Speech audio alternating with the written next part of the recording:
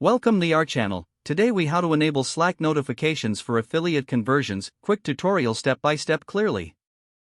To enable Slack notifications for affiliate conversions, start by logging into your affiliate dashboard. Navigate to the settings or integration section of your affiliate platform. Look for an option to connect with Slack. Click on the Slack integration option to begin the setup process. You will be prompted to authorize the connection with your Slack account. Log into your Slack account if you are not already logged in. Select the workspace where you want to receive notifications. Authorize the integration by clicking on the necessary buttons. After authorization, return to your affiliate dashboard. Locate the option to configure notification settings. Set the specific triggers for notifications, such as new sales or conversions. Choose the Slack channel where you want the notifications to be sent. Customize the notification message to include relevant details, like sales amount and product name. Save your settings to complete the integration.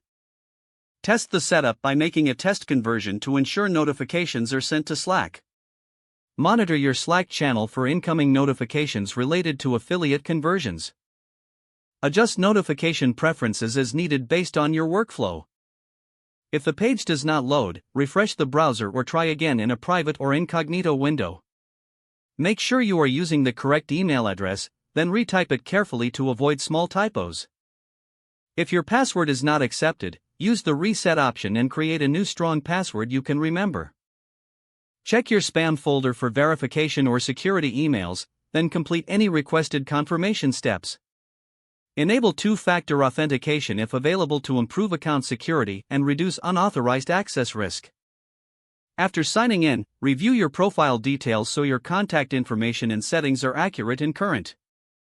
If you see an error message, note it down and try again after restarting your device and internet connection. Log out when you finish, especially on shared devices, to keep your account and payment information secure. If the page does not load, refresh the browser or try again in a private or incognito window. Make sure you are using the correct email address, then retype it carefully to avoid small typos.